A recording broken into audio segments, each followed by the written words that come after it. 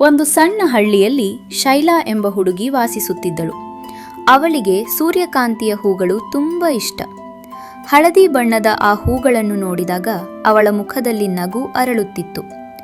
ಅವಳ ತಂದೆ ಶಾಲಾ ಶಿಕ್ಷಕರಾಗಿದ್ದರು. ತಾಯಿ ಹೊಲಿಗೆ ಕೆಲಸ ಮಾಡುತ್ತಿದ್ದರು. ಅವರ ಮನೆ ದೊಡ್ಡದಾಗಿರಲಿಲ್ಲ, ಆದರೆ ಪ್ರೀತಿಯಿಂದ ತುಂಬಿತ್ತು. ಪ್ರತಿ ಸಂಜೆ ಶೈಲಾ ತನ್ನ ತಂದೆಯ ಜೊತೆ ಮನೆಯ ಮುಂಭಾಗದ ಬೇವು ಮರದ ಕೆಳಗೆ ಕುಳಿತುಕೊಳ್ಳುತ್ತಿದ್ದಳು. ತಂದೆ ಅವಳಿಗೆ ದೊಡ್ಡ ಕನಸು ಕಾಣಲು ಕಲಿಸುತ್ತಿದ್ದರು. ಒಂದು ದಿನ ನೀನು ಬಯಸಿದದ್ದೇ ಆಗಬಹುದು ಎಂದು ಅವರು ಹೇಳುತ್ತಿದ್ದರು. ಶೈಲಾ ಕೆಲವೊಮ್ಮೆ ಶಿಕ್ಷಕಿಯಾಗಬೇಕು ಎಂದು ಕನಸು ಕಾಣುತ್ತಿದ್ದಳು. ಕೆಲವೊಮ್ಮೆ ವೈದ್ಯೆಯಾಗಬೇಕು ಎಂದುಕೊಳ್ಳುತ್ತಿದ್ದಳು. ಕೆಲವೊಮ್ಮೆ ಹಾಡುಗಾರ್ತಿಯಾಗಬೇಕೆಂದೆಂದು ಬಯಸುತ್ತಿದ್ದಳು. ಆದರೆ ಅವಳ ಎಲ್ಲ ಕನಸುಗಳಿಗಿಂತ ದೊಡ್ಡದು ಒಂದು ಕನಸು ಇತ್ತು. ಪ್ರೀತಿಯಿಂದ ತುಂಬಿದ ಒಂದು ಕುಟುಂಬ. ಅದೇ ಅವಳ ಹೃದಯದ ಆಸೆ. ಶೈಲಾ 13 ವರ್ಷದವಳಾಗಿದ್ದಾಗ ಅವಳ ಜೀವನದಲ್ಲಿ ದೊಡ್ಡ ದುರಂತ ಸಂಭವಿಸಿತು. ಅವಳ ಅಜ್ಜಿಯ ಚಿಕಿತ್ಸೆಗೆ ಹಣ ಬೇಕಾದ ಕಾರಣ ತಂದೆ ಸಾಲ ಮಾಡಿಕೊಂಡಿದ್ದರು. ಅದೇ ಸಮಯದಲ್ಲಿ ಬೆಳೆ ಕೂಡ ಕೈಕೊಟ್ಟಿತು. ಸಾಲ ಹೆಚ್ಚಾಗತೊಡಗಿತು. ಒಂದು ದಿನ ಪಟ್ಟಣದಿಂದ ಮನೆಗೆ ಬರುತ್ತಿದ್ದಾಗ ಅವಳ ತಂದೆ ತಾಯಿ ಅಪಘಾತಕ್ಕೀಡಾದರು. ಆ ಅಪಘಾತದಲ್ಲಿ ಇಬ್ಬರು ಪ್ರಾಣ ಕಳೆದುಕೊಂಡರು. ಒಂದೇ ಕ್ಷಣದಲ್ಲಿ ಶೈಲಾ ತನ್ನ ಕುಟುಂಬವನ್ನು ಕಳೆದುಕೊಂಡಳು. ನಿನ್ನೆವರೆಗೆ ಇದ್ದ ಮನೆ ಇಂದು ನೆನಪುಗಳಾಗಿ ಉಳಿಯಿತು. ಆ ದಿನ ಅವಳ ಬಾಲ್ಯ ಮುಗಿಯಿತು. ತಂದೆ ತಾಯಿ ಇಲ್ಲದ ಕಾರಣ ಕೆಲವು ಸಂಬಂಧಿಗಳು ಅವಳನ್ನು ತಮ್ಮ ಮನೆಗೆ ಕರೆದುಕೊಂಡು ಹೋದರು. ಮೊದಲಿಗೆ ಎಲ್ಲರೂ ಅವಳನ್ನು ಪ್ರೀತಿಯಿಂದ ನೋಡಿಕೊಂಡರು. ಆದರೆ ದಿನಗಳು ಕಳೆದಂತೆ ಆ ಪ್ರೀತಿ ಕಡಿಮೆಯಾಗತೊಡಗಿತು. ಇನ್ನೊಂದು ಹೊಟ್ಟೆಗೆ ಊಟ ಮಾಡಬೇಕು, ಈ ಹುಡುಗಿಯ ಹೊಣೆ ಯಾರು ಹೊರುತ್ತಾರೆ ಎಂಬ ಮಾತುಗಳು ಅವಳ ಕಿವಿಗೆ ಬೀಳತೊಡಗಿದವು.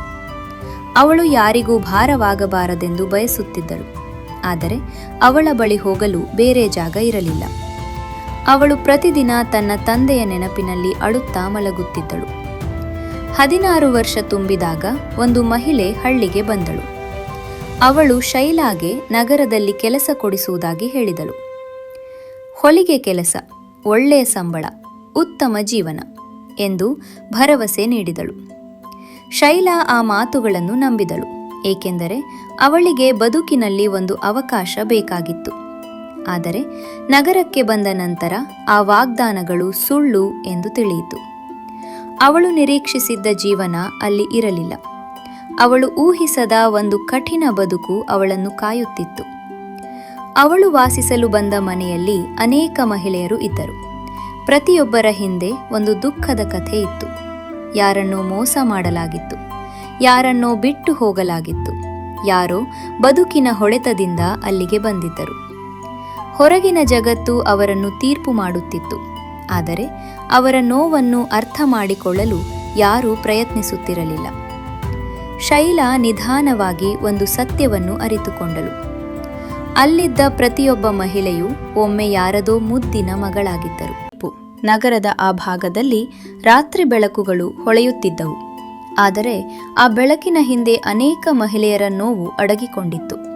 ಶೈಲಾ ಬದುಕುತ್ತಿದ್ದ ಮನೆಗೆ ಜನರು ಹಲವಾರು ಹೆಸರುಗಳನ್ನು ಇಡುತ್ತಿದ್ದರು. ಅವರು ಅಲ್ಲಿದ್ದ ಮಹಿಳೆಯರನ್ನು ಗೌರವದಿಂದ ನೋಡುವುದಿಲ್ಲ. ಅವರ ಕಥೆಗಳನ್ನು ಕೇಳುವುದಿಲ್ಲ. ಅವರ ಕಣ್ಣೀರನ್ನು ಗಮನಿಸುವುದಿಲ್ಲ. ಅವರು ಕೇವಲ ಒಂದು ಗುರುತನ್ನು ಮಾತ್ರ ನೋಡುತ್ತಿದ್ದರೆಂಬ ಪದ. ಆದರೆ ಆ ಪದದ ಹಿಂದೆ ಒಬ್ಬ ಮಗಳು ಇರುತ್ತಾಳೆ, ಒಬ್ಬ ಸಹೋದರಿ ಇರುತ್ತಾಳೆ, ಒಬ್ಬ ತಾಯಿ ಇರುತ್ತಾಳೆ, ಒಬ್ಬ ಮನುಷ್ಯಳ ಹೃದಯ ಇರುತ್ತದೆ.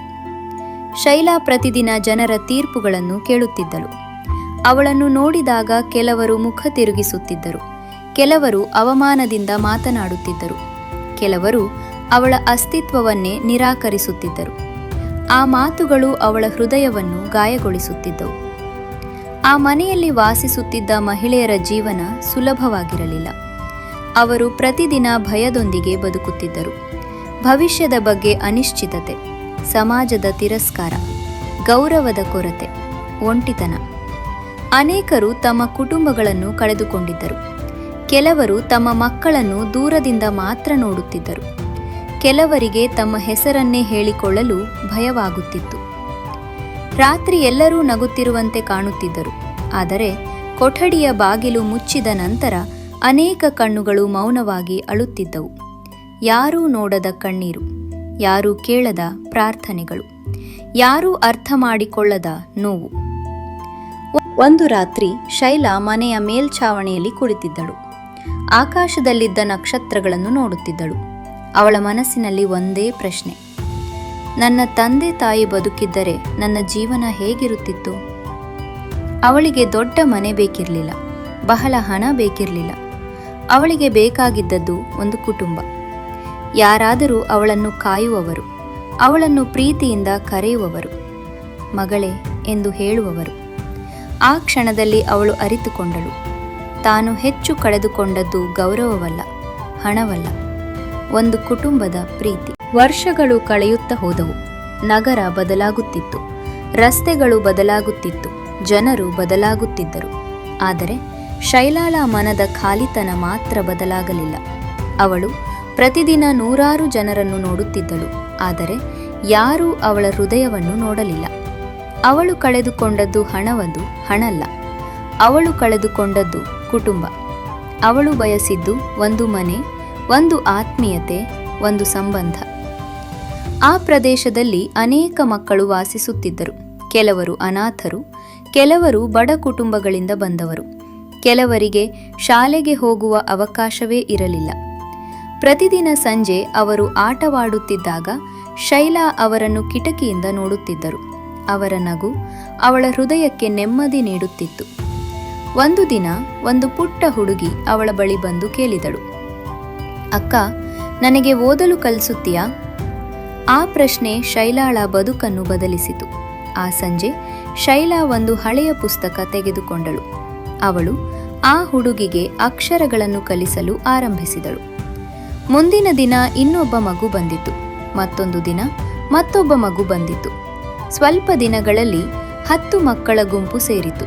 ಪ್ರತಿ ಸಂಜೆ ಅವರಿಗಾಗಿ ಒಂದು ಚಿಕ್ಕ ತರಗತಿ ಆರಂಭವಾಯಿತು.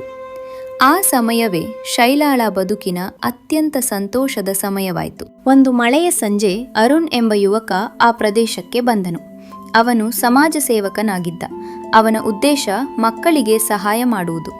ಅವನು ಪುಸ್ತಕಗಳನ್ನು ತಂದನು, ಪೆನ್ನುಗಳನ್ನು ತಂದನು, ಶಾಲಾ ಸಾಮಗ್ರಿಗಳನ್ನು ತಂದನು.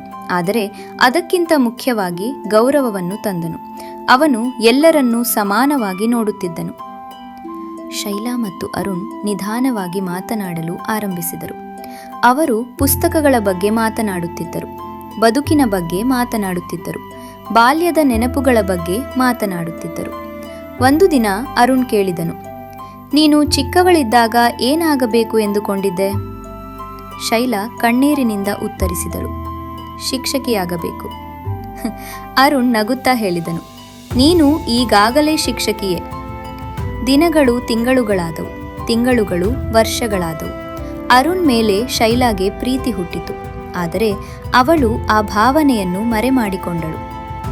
ಸಮಾಜ ತನ್ನನ್ನು ಸ್ವೀಕರಿಸುವುದಿಲ್ಲ ಎಂಬ ಭಯ ಅವಳನ್ನು ಕಾಡುತ್ತಿತ್ತು. ತಾನು ಪ್ರೀತಿಗೆ ಅರ್ಹಳಲ್ಲ ಎಂಬ ತಪ್ಪು ನಂಬಿಕೆ ಅವಳೊಳಗೆ ಬೆಳೆದಿತ್ತು. ಆದರೆ ಅರುಣ್ ಎಂದಿಗೂ ಅವಳನ್ನು ತೀರ್ಪು ಮಾಡಲಿಲ್ಲ. ಮಕ್ಕಳು ಶಿಕ್ಷಣ ಪಡೆಯುತ್ತಿದ್ದರು, ಅವರ ಬದುಕು ಬದಲಾಗುತ್ತಿತ್ತು. ಅದನ್ನು ನೋಡಿದಾಗ ಶೈಲಾಗೆ ಒಂದು ಹೊಸ ಕನಸು ಹುಟ್ಟಿತು. ಈ ಮಕ್ಕಳಿಗೆ ಒಂದು ಸುರಕ್ಷಿತ ಮನೆ ಕಟ್ಟಬೇಕು, ಅಲ್ಲಿ ಪ್ರೀತಿ ಇರಬೇಕು, ಶಿಕ್ಷಣ ಇರಬೇಕು, ಗೌರವ ಇರಬೇಕು, ಭವಿಷ್ಯ ಇರಬೇಕು. ಆ ಕನಸಿಗೆ ಅರುಣ್ ಕೂಡ ಬೆಂಬಲ ನೀಡಿದನು. ದಾನಿಗಳ ಸಹಾಯದಿಂದ ಒಂದು ಚಿಕ್ಕ ಕಟ್ಟಡ ಸಿಕ್ಕಿತು. ಅದು ಹಳೆಯದಾಗಿತ್ತು, ಗೋಡೆಗಳು ಒಡೆದಿದ್ದವು, ಮೇಲ್ಛಾವಣಿ ಸೋರಿಕೆಯಾಗುತ್ತಿತ್ತು. ಆದರೆ ಶೈಲಾಳಿಗೆ ಅದು ಅರಮನೆಯಂತೆ ಕಾಣಿಸಿತು. ಅವಳು ಅದರ ಹೆಸರನ್ನು ಇಟ್ಟಳು, ಸೂರ್ಯಕಾಂತಿ ಗೃಹ. ತಾನು ಬಾಲ್ಯದಲ್ಲಿ ಪ್ರೀತಿಸಿದ್ದ ಹೂವಿನ ಹೆಸರನ್ನೇ ಆ ಮನೆಗೆ ನೀಡಿದಳು. ಮಕ್ಕಳು ಅಲ್ಲಿ ವಾಸಿಸಲು ಆರಂಭಿಸಿದರು. ಶೈಲಾ ಅವರಿಗೆ ಅಡುಗೆ ಮಾಡುತ್ತಿದ್ದಳು, ಕಥೆ ಹೇಳುತ್ತಿದ್ದಳು, ಪಾಠ ಕಲಿಸುತ್ತಿದ್ದಳು, ಹುಟ್ಟುಹಬ್ಬ ಆಚರಿಸುತ್ತಿದ್ದಳು. ಅವರು ಅವಳನ್ನು ಅಮ್ಮ ಎಂದು ಕರೆಯಲು ಆರಂಭಿಸಿದರು. ಆ ಪದ ಕೇಳಿದಾಗ ಅವಳ ಹೃದಯ ತುಂಬಿ ಬರುತ್ತಿತ್ತು. ವರ್ಷಗಳ ನಂತರ ಅರುಣ್ ಮತ್ತು ಶೈಲಾ ವಿವಾಹವಾಗಲು ನಿರ್ಧರಿಸಿದರು. ಅದು ತುಂಬಾ ಸರಳವಾದ ಸಮಾರಂಭವಾಗಿತ್ತು. ಅಲ್ಲಿ ಇದ್ದ ಮಕ್ಕಳು ಅವರ ಕುಟುಂಬವಾಗಿದ್ದರು. ಹಳದಿ ಹೂಗಳ ಮಧ್ಯೆ ಅವರು ಹೊಸ ಜೀವನವನ್ನು ಆರಂಭಿಸಿದರು. ಶೈಲಾ ಮೊದಲ ಬಾರಿಗೆ ತನ್ನ ಬದುಕು ಸಂಪೂರ್ಣವಾಗಿದೆ ಎಂದು ಅನುಭವಿಸಿದಳು. ಸೂರ್ಯಕಾಂತಿ ಗೃಹ ಬೆಳೆದಿತು. ಹಲವಾರು ಮಕ್ಕಳು ಅಲ್ಲಿ ಶಿಕ್ಷಣ ಪಡೆದರು. ಕೆಲವರು ವೈದ್ಯರಾದರು, ಕೆಲವರು ಶಿಕ್ಷಕರಾದರು, ಕೆಲವರು ಇಂಜಿನಿಯರ್ಗಳಾದರು. ಅವರು ಎಲ್ಲರೂ ಶೈಲಾಳನ್ನು ಭೇಟಿ ಮಾಡಲು ಮರಳಿ ಬರುತ್ತಿದ್ದರು. ಪ್ರತಿಯೊಬ್ಬರ ಯಶಸ್ಸು ಅವಳಿಗೆ ತನ್ನದೇ ಜಯದಂತೆ ಅನಿಸುತ್ತಿತ್ತು. ಒಂದು ದೊಡ್ಡ ಕಾರ್ಯಕ್ರಮದಲ್ಲಿ ಶೈಲಾಗೆ ಮಾತನಾಡುವ ಅವಕಾಶ ದೊರೆಯಿತು. 100 ಜನ ಅವಳ ಮಾತು ಕೇಳುತ್ತಿದ್ದರು. ಅವಳು ವೇದಿಕೆಯ ಮೇಲೆ ನಿಂತು ಹೇಳಿದರು, ನನ್ನ ಜೀವನದಲ್ಲಿ ಕತ್ತಲೆ ತುಂಬಿತ್ತು, ಆದರೆ ಕೆಲವರು ನನ್ನ ಮೇಲೆ ನಂಬಿಕೆ ಇಟ್ಟರು. ಆ ನಂಬಿಕೆಯೇ ನನ್ನ ಬದುಕನ್ನು ಬದಲಿಸಿತು. ಅವಳ ಮಾತು ಕೇಳಿ ಎಲ್ಲರೂ ಎದ್ದು ನಿಂತು ಚಪ್ಪಾಳೆ ತಟ್ಟಿದರು. ವಯಸ್ಸಾದ ನಂತರ ಶೈಲಾ ಸೂರ್ಯಕಾಂತಿ ಗೃಹದ ಮುಂದೆ ಒಂದು ಬೇವು ಮರ ನೆಟ್ಟಳು. ಅವಳು ಪ್ರತಿದಿನ ಸಂಜೆ ಅದರ ಕೆಳಗೆ ಕುಳಿತುಕೊಳ್ಳುತ್ತಿದ್ದಳು. ಮಕ್ಕಳ ನಗುವನ್ನು ಕೇಳುತ್ತಾ ಸಮಯ ಕಳೆಯುತ್ತಿದ್ದಳು. ಒಂದು ದಿನ ಒಂದು ಮಗು ಕೇಳಿತು, ಅಮ್ಮ, ನೀವು ಸಂತೋಷವಾಗಿದ್ದೀರಾ? ಶೈಲಾ ನಗುತ್ತಾ ಉತ್ತರಿಸಿದಳು, ಹೌದು ಮಗುವೆ, ತುಂಬ ಸಂತೋಷವಾಗಿದ್ದೇನೆ. ಜನರು ಶೈಲಾಳ ಕಥೆಯನ್ನು ಕೇಳಿದಾಗ ಅವಳ ನೋವಿನ ಬಗ್ಗೆ ಮಾತನಾಡುತ್ತಿದ್ದರು. ಆದರೆ ಶೈಲಾ ತನ್ನ ಕಥೆಯನ್ನು ಬೇರೆ ರೀತಿಯಲ್ಲಿ ನೋಡುತ್ತಿದ್ದಳು. ಅವಳ ಬದುಕನ್ನು ನಿರ್ಧರಿಸಿದ್ದು ಅವಳ ಕಷ್ಟಗಳಲ್ಲ, ಅವಳು ಇತರರಿಗಾಗಿ ತೆರೆದ ಬಾಗಿಲುಗಳು. ಶಿಕ್ಷಣದ ಬಾಗಿಲು, ಆಶೆಯ ಬಾಗಿಲು, ಪ್ರೀತಿಯ ಬಾಗಿಲು, ಕುಟುಂಬದ ಬಾಗಿಲು. ಒಮ್ಮೆ ಸೂರ್ಯಕಾಂತಿಯ ಹೂಗಳನ್ನು ಪ್ರೀತಿಸಿದ್ದ ಪುಟ್ಟ ಹುಡುಗಿ ನಂತರ 100 ಮಕ್ಕಳ ಬದುಕಿನಲ್ಲಿ ಬೆಳಕಾದಳು. ಅವಳ ಕಥೆ ಒಂದು ಸತ್ಯವನ್ನು ಹೇಳುತ್ತದೆ. ನಮ್ಮ ಭೂತಕಾಲ ನಮ್ಮ ಪ್ರಯಾಣವನ್ನು ರೂಪಿಸಬಹುದು, ಆದರೆ ಅದು ನಮ್ಮ ಗಮ್ಯಸ್ಥಾನವನ್ನು ನಿರ್ಧರಿಸುವುದಿಲ್ಲ. ಸೂರ್ಯಕಾಂತಿಯಂತೆ ಕತ್ತಲೆಯ ನಂತರವೂ ಬೆಳಕಿನ ಕಡೆ ತಿರುಗಿ ನಿಲ್ಲಬಹುದು.